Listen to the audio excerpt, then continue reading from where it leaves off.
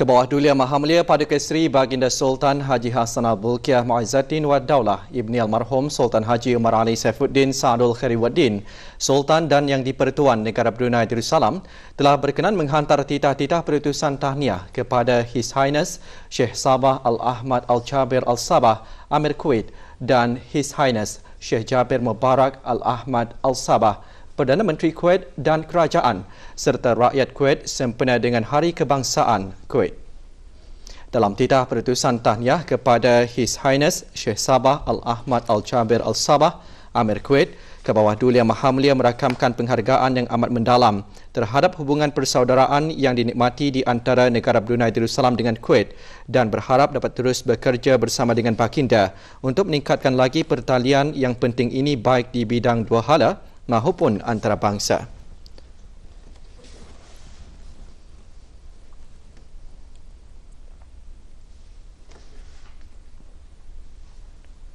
Sementara itu, dalam titah perutusan tahniah yang sama kepada His Highness Sheikh Jabir Mubarak Al-Ahmad Al-Sabah, Perdana Menteri Kuwait, ke bawah Dulia Maha Mulia menghargai hubungan mesra dan persahabatan yang telah dinikmati sekian lama oleh kedua-dua buah negara dan berharap berpeluang untuk mengukuhkan lagi kerjasama dan persahabatan yang sungguh bernilai ini.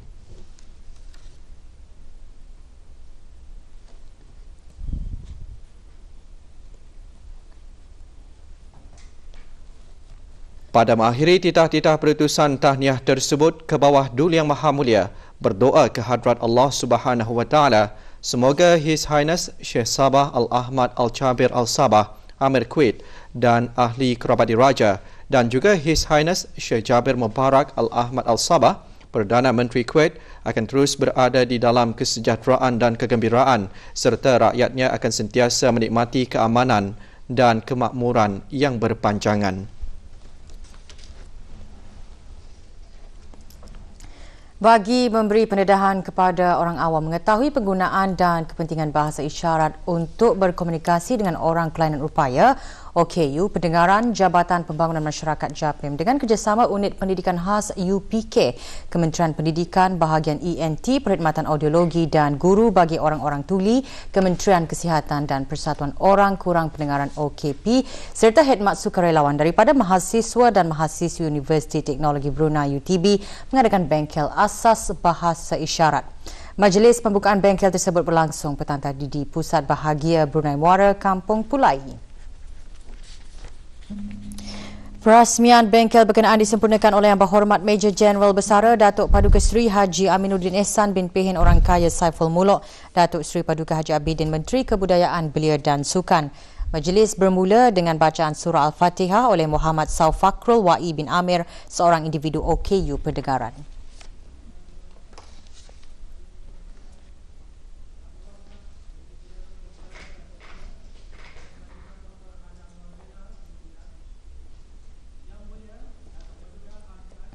Awang Khairul Anwar bin Haji Johari yang dipertua Persatuan OKP dalam ucapan alu-aluannya dengan menggunakan bahasa isyarat menjelaskan satu usaha yang mana kesinambungan daripada Forum Hari Antarabangsa OKU tahun lepas dan divisikan oleh Menteri Kebudayaan Belia dan Sukan. Tambahnya lagi, sekadar memberi salam pun sudah cukup bagi pihak OKP untuk merasakan penerimaan berharga daripada masyarakat luar sana dan inisiatif ini membuatkan lebih bersemangat untuk mendedahkan bahasa isyarat. Kami untuk memajukan diri dari segi sosial, ekonomi dan industri. Kami juga ingin mendapat taraf kehidupan yang lebih baik. Sebagai satu usaha yang mana kesinambungan daripada Forum Hari Antarabangsa OKU. Majlis diserikan dengan persembahan daripada OKU pendengaran bersama ahli persatuan OKP, murid, pelatih serta pegawai dan kaki tangan pusat bahagia. Sketsa juga dipersembahkan oleh para mahasiswa oleh Kolej Universiti Perguruan Agama Seri Begawan Kupu SP.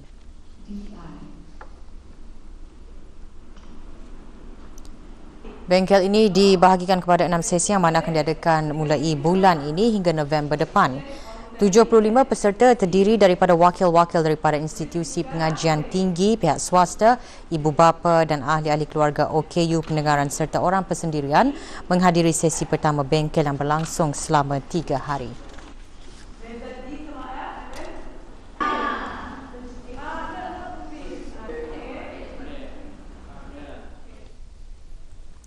Kibaran bendera sejak 10 hari yang lalu sempena sambutan ulang tahun Hari Kebangsaan berakhir hari ini. Butirannya menyusul. Selepas ini, teruskan bersama berita perdana.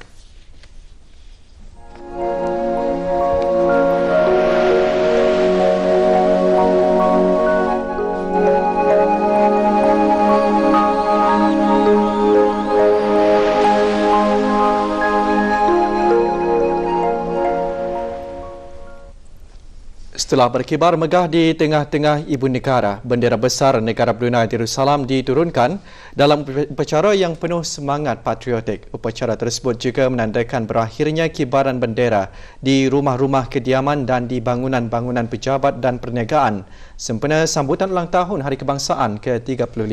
Upacara penurunan bendera besar itu diadakan petang tadi di kawasan lapang Kompleks Yayasan Sultan Haji Hassan Al-Bolkiah. Selepas diturunkan, bendera besar negara diserahkan oleh pasukan tentera laut Diraja Brunei kepada Pengiran Datuk Seri Paduka Haji Bahrom bin Pengiran Haji Bahar, Timbalan Menteri Hal Ehwal Agama. Bendera tersebut dikibarkan sejak 16 hari bulan Februari lalu sempena sambutan ulang tahun Hari Kebangsaan. Sambutan Hari Kebangsaan pada tahun ini masih diteruskan dengan acara-acara sampingan. Juga hadir Datuk Seri Setiawang Haji Abdul Aziz bin Orang Kaya Maharaja Lela Haji Yusof, Setiausaha Tetap Kementerian Hal Ehwal Agama, dan Datin Paduka Dr. Haji Nolila binti Datuk Paduka Haji Abdul Jalil, Setiausaha Tetap Kementerian Kebudayaan Belia dan Sukan.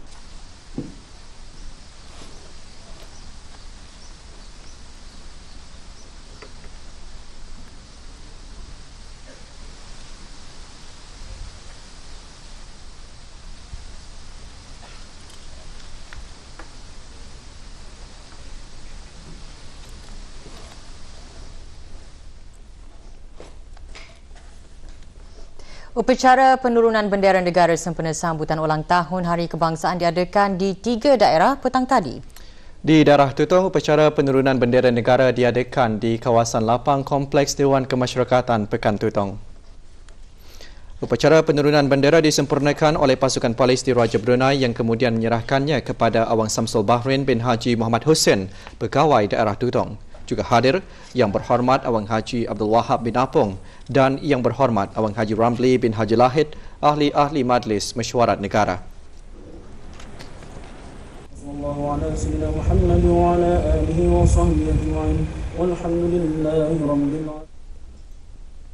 Di daerah Temburong, upacara seumpamanya berlangsung di kawasan dermaga Pekan Bangar. Hadir Awang Muhammad Yasin bin Haji Ahmad, pemangku pegawai daerah Temburong. Juga hadir Yang Berhormat Haji Imran bin Haji Sabtu, ahli Majlis Mesyuarat Negara yang juga penghulu mukim pokok.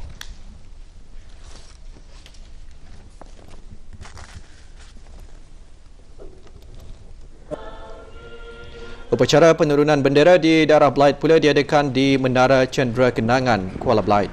Hadir Awang Rizwan bin Haji Ahmad, pemangku pegawai daerah Belait.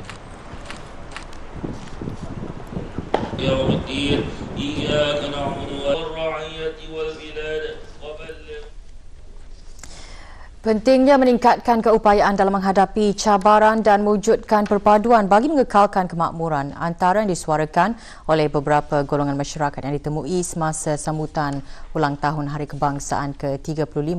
Mereka juga bercakap mengenai perlunya untuk menjiwai konsep Melayu Islam Beraja, memiliki semangat patriotik dan berpendidikan tinggi dalam mengharungi kehidupan sebagai warga negara Brunei Darussalam. Di dalam era global masa ini, di mana peluang pekerjaan ataupun keperluan kemahiran sudah berbeza. Kalau dibandingkan dengan masa dahulu, kita ni tidak boleh berputus asa. Malahan kita ni mesti sahut cabaran ini dan menganggap ujian ini adalah untuk meningkatkan kebolehan kami. Oleh itu, saranan saya kepada belia-belia di luar sana agar tidak berputus asa dan menjadi proaktif serta tidak berhenti dalam mencari jalan untuk berkhidmat demi negara melalui cara apa sekalipun. Saya percaya salah satu cara bagi menunjukkan rasa syukur atas nikmat kemerdekaan adalah untuk memaintain, maksudnya untuk mengekalkan negara kita ni, negara Brunei Darussalam sebagai negara zikir yang selalu memuji kebesaran dan keadilan Allah Subhanahu Wa Taala. Selain itu adalah bagi rakyat untuk berusaha membentuk sifat seperti amanah dan setia dan selalu bersatu padu. dan jangan berpecah belah dalam menyumbangkan kemakmuran negara. Dengan cara menjiwai konsep MIB kita ni dalam apa-apa juga urusan, dan kita ni tidak boleh mudah terpedaya daripada anasir-anasir di luar sana.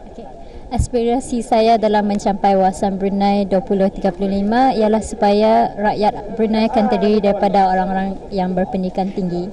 Bukan itu saja, tetapi supaya sistem pendidikan negara akan menjadi lebih inklusif, terutama sekali bagi rakyat-rakyat yang berkeperluan khas, supaya mereka tidak tertinggal dalam perjuangan kita ni dalam mencapai cita-cita supaya rakyat kita ni semua berpendidikan tinggi. Bagi pendapat saya, nilai yang ada sepatutnya ada di dalam setiap individu ataupun setiap lapis masyarakat, iaitu ialah Melayu Islam beraja dan sikap patriotik terhadap negara. Sebagai rakyat negara Brunei Darussalam yang mengamalkan Melayu Islam beraja, kita ni semua mestilah sentiasa taat pada raja dan negara, memupukkan semangat patriotisme dalam diri sendiri, dan juga sentiasa menghormati sesama antara kita supaya kehidupan di negara ini menjadi aman dan harmoni. Para belia masa kini perlu melengkapkan diri dengan ilmu dan kemahiran, meningkatkan daya saing, berinovatif dan kreatif. Bagi merealisasikan wawasan 2035 sebagai seorang belia, persatuan saya banyak mengikuti dalam bidang keusahawanan dan memimpin pembangunan belia. Cara untuk merealisasikan wawasan 2035 bagi Persatuan Kishmi Guru, kami banyak membuat aktiviti-aktiviti yang banyak membangun ke dalam jati diri seseorang belia, seperti keusahawanan, kepimpinan dan macam-macam lagi. Dan salah satu yang sering saya buat kepada setiap sekolah di negara Brunei Darussalam, membuat satu bengkel projek bijak cemerlang, di mana kami mengajar murid-murid ini cara-cara teknik-teknik belajar, dan di samping itu juga mencapai matlamat wawasan 2035 pendidikan yang berkualiti. Cara saya untuk menjayakan wawasan negara 2035 adalah dengan mengaktifkan diri dalam kegiatan belia dan juga sentiasa mencari peluang untuk menjadi sukarelawan untuk memberi balik kepada komuniti saya, dan juga dengan bekerjasama dengan ahli-ahli pasukan saya. Dewan Bahasa dan Pustaka DBP akan mengadakan Pesta Buku Brunei 2019 selama 7 hari bermula Rabu ini di Stadium Tertutup Kompleks Sukan Negara Hassan Al-Bolkiah, Brakas. Dalam sidang media petang tadi, Datin Paduka Dr. Hajar Nolila binti Datuk Paduka Haji Abdul Jalil, Setiausaha Tetap Kementerian Kebudayaan Belia dan Sukan menyatakan 61 buah petak gerai disediakan yang akan disertai antaranya penerbit buku swasta, tokoh-tokoh buku dari dalam dan luar negara. Sesuatu yang istimewa pada tahun ini ialah penyertaan Kesultanan Oman sebagai Country of Honour bagi meraihkan 15 tahun hubungan kerjasama negara Brunei Darussalam dengan Kesultanan Oman dalam bidang kesenian dan kebudayaan. Di antara Kementerian Kebudayaan Belia dan Sukan dan Kementerian Kesenian dan Warisan Kesultanan Oman. Ini adalah juga salah satu acara yang disempurnakan dengan pengisytiharan Bandar Seri Begawan sebagai Ibu Negara Ketamadunan Islam bagi Rantau Asia tahun 2019. 32 buah judul buku akan dilancarkan semasa majlis perasmian pesta itu nanti. Selain itu, pelbagai aktiviti juga dirancang yang dibukakan khusus untuk sasaran kelompok entiti belia, dewasa dan juga kanak-kanak. Kegiatan-kegiatan tersebut termasuk bedah karya dan bicara buku, cabaran ria bacaton, pertandingan akhir manifestasi cerita rakyat cerak, bincang-bincang buku terbitan UNISA Press dan bengkel puisi patriotik.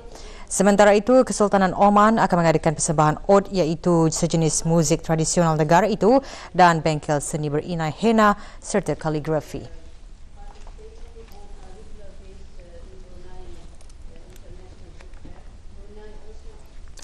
1,440 biji biskut atau cookies ais badam #HK35 telah berjaya disusun atur untuk membentuk Peta Negara Brunei Darussalam semasa jualan amal sempena sambutan ulang tahun Hari Kebangsaan ke-35 dianjurkan oleh Hospital Raja Isteri Pengiran Anak Saleha. Cookies tersebut dijual semasa jualan amal itu bertujuan untuk meningkatkan semangat patriotisme serta kenegaraan.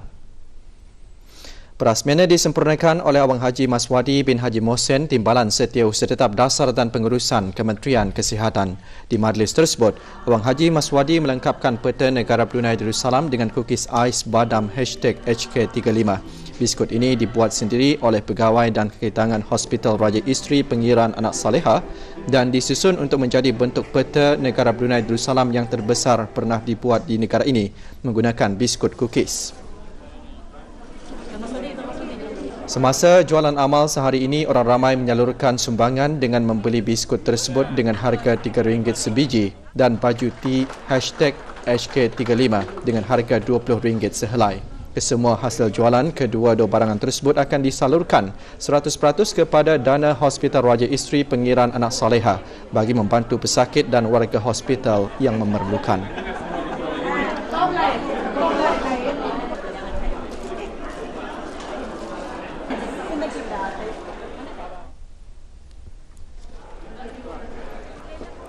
Berikutan rakaman video dan gambar yang tular di media sosial berkenaan kenderaan yang tidak layak digunakan di atas jalan raya semasa majlis perkahwinan yang berlangsung di kawasan Jalan Teripas, Rancangan Perumahan Negara Kampung Penaga Seria. Daerah Polis Belai telah menjalankan tindakan dengan menahan kenderaan tersebut bersama pemilik dan pemandu untuk dibawa ke Balai Polis Seria bagi siasatan lanjut. Pasukan Polis Raja Brunei telah membuat penyiasatan dan telah berjaya menahan kereta tersebut dan juga telah berjaya mendapatkan tuan punya kereta tersebut. Kereta tersebut telah didapati melanggar beberapa peraturan kesalahan-kesalahan lalu lintas seperti tidak mempunyai lesen kenderaan yang sah, tidak mempunyai insurans yang sah, plate number kereta tersebut tidak mengikut peraturan, dan yang terakhir sekali menggunakan exhaust pipe yang diubah suai. Pasukan Polis Raja Brunei dengan sukacita mengingatkan kepada semua pengguna jalan raya untuk mematuhi segala peraturan lalu lintas yang sedia ada. Menghalusi sembahyang dan bab sembahyang bagi orang kurang upaya dan orang sakit diterangkan dalam perkongsian ilmu melalui bengkel. Bengkel disertai oleh belia-belia yang berdaftar serta jawatankuasa dan kekitangan masjid daripada 22 buah masjid Zon 1 di daerah Brunei dan Muara. Dengan adanya bengkel seumpama ini, para peserta akan dapat menggunakan pakai ilmu yang diajar. Bengkel dianjurkan oleh Pejabat Hal Ehwal Masjid Daerah Brunei dan Muara dengan kerjasama Masjid Pengiran Muda Mahkota Al-Muhtadibillah, Kampung Sungai Kebun.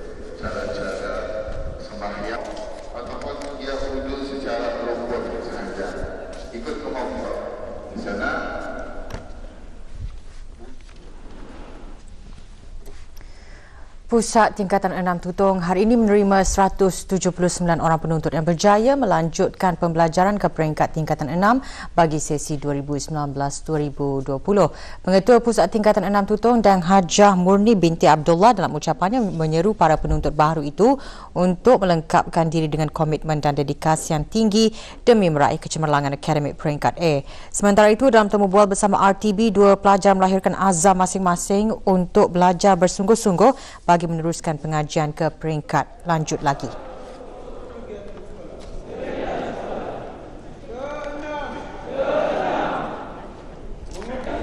Saya juga berharap Pusat Tingkatan 6 Tutong ini dapat menjadi tempat untuk menunjukkan penimbangan ilmu dan sebagai tempat untuk mengambil pengalaman yang amat berguna bagi masa depan saya nanti. Oleh itu, perlulah belajar rajin, membuat ulang kaji pelajaran dengan cara yang berkesan. Harapan untuk mendapat kebesaran yang lebih cemerlang dari sebelum ini dan mendapat beasiswa dalam negara atau maupun luar negara. Kementerian Hal Ehwal Agama melalui bahagian peperiksaan Jabatan Pengajian Islam selaku urus di Lembaga Peperiksaan Pelajaran Agama Brunei dengan kerjasama bahagian teknologi maklumat memaklumkan bahawa pendaftaran bagi mendapatkan keputusan peperiksaan sijil sekolah-sekolah rendah agama darjah 6 bagi tahun 2018 melalui sistem pesanan ringkas SMS akan dibukakan esok. Calon-calon peperiksaan ibu bapa atau penjaga yang ingin melanggan perkhidmatan ini dikehendaki mendaftar secara dalam talian melalui laman sesawang www.kheu.gov.bn. Manakala pendaftaran melalui perkhidmatan SMS juga boleh dibuat dengan menaip KHEU, jarak REG, jarak nombor pusat peperiksaan, jarak nombor indeks calon dan dihantar ke 88855555 bagi pelanggan DST atau 38666 bagi pelanggan PCSP. Pelanggan akan dikenakan caj bayaran RM1 bagi setiap keputusan peperiksaan yang diterima. Maklumat lanjut hubungi Mac Telecommunications dan Berhad melalui email mac@macbrunei.com. Pasangan Sufri Haji Mohin dan Bahrain Haji Abdul Rahman merangkul gelaran juara kejohanan bowling padang regu terbuka. Kejohanan diadakan sempena sambutan ulang tahun Hari Kebangsaan ke-35. Pasangan Sufri dan Bahrain yang berjersi hijau putih mengalahkan Hajah Amalina Haji Matali yang berpasangan dengan Haji Abdul Ghaffar bin Pihin Orang Kaya Laksmana Datuk Seri Setia Haji Muhammad Taha dalam aksi perlawanan akhir yang berlangsung kemarin dengan keputusan tipis 13-11.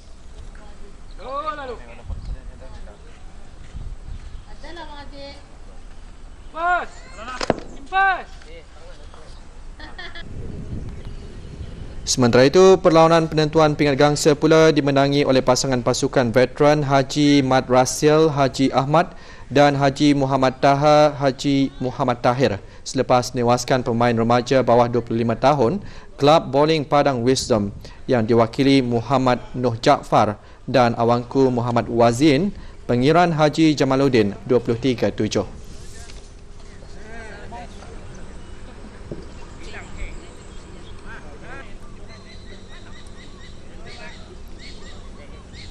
Piala dan pingat disampaikan oleh Awang Haji Johari Awang Aci yang dipertua Kelab Bowling Padang Wisdom Negara Brunei Darussalam. 11 pasukan menyertai kejohanan tersebut yang dianjurkan oleh Kelab Bowling Padang Wisdom dengan kerjasama Kelab Bowling Padang Penerbangan di Raja Brunei dengan sokongan Jabatan Belia dan Sukan.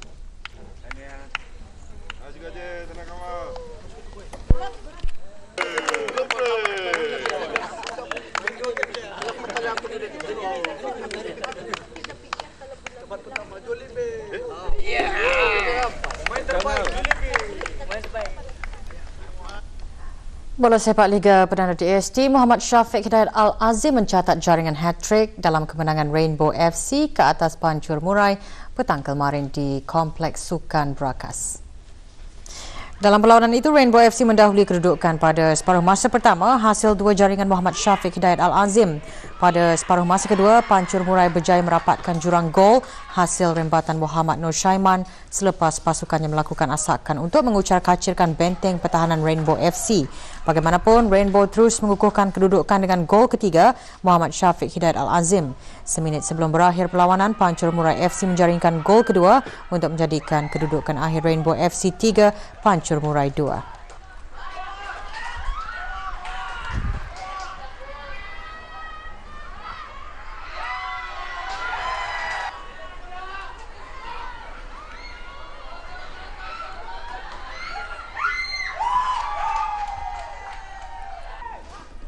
Sementara itu, di balapan dan padang Kompleks Sukan Negara Hassan Al-Bolkiah berlangsung pertemuan antara Jerudong FC dengan BSR CFT. Pasukan Jerudong berjersi merah mendahului permainan melalui jaringan Muhammad Sofian Haji Lamuddin pada minit-minit akhir babak pertama. Pada separuh masa kedua, Melvin Anak Nyambong menjaringkan gol buat BSR CFT melalui sepakan penalti menjadikan kedudukan 1-1. Jerudong FC kemudian dihadiahkan sepakan penalti yang disudahi dengan sempurna oleh Miki Anak Gindi. Kedudukan 2-1 yang memihak Jerudong FC itu kekal sehingga ke whistle penamat.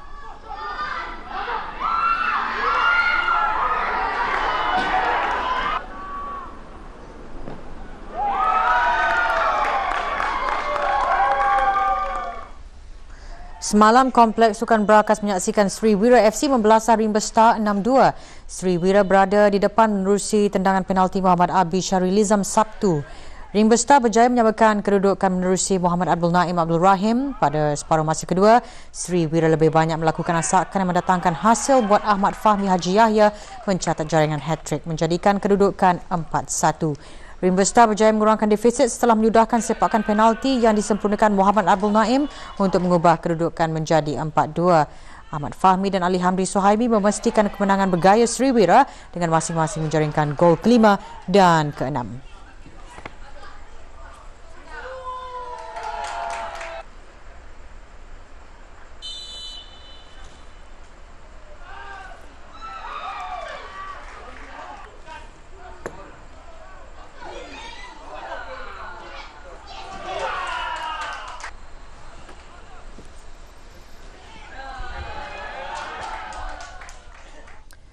Kejohanan Bola Sepak Liga dan Piala FA kelolaan Al-Idrus Sports Club, RB Veteran mara ke peringkat suku akhir selepas mengalahkan Stoneville FT 3-2.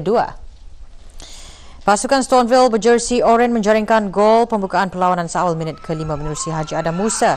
Namun 15 minit kemudian pasukan RB Veteran berjaya menyamakan kedudukan 1-1 menerusi jaringan Haji Yusli Haji Yusof.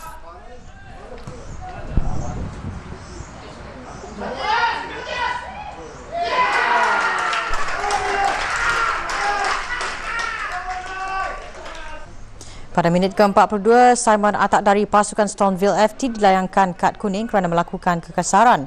Kedudukan Sri 1-1 itu kekal sehingga whistle penamat separuh masa pertama.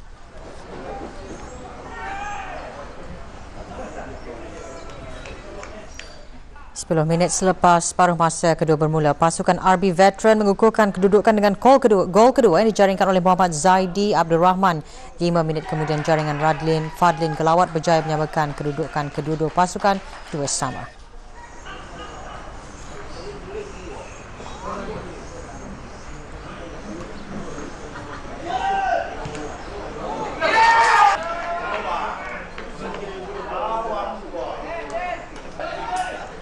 Gol kemenangan pasukan RB Veteran muncul pada minit ke-78 menerusi Muhammad Zaidi Abdul Rahman.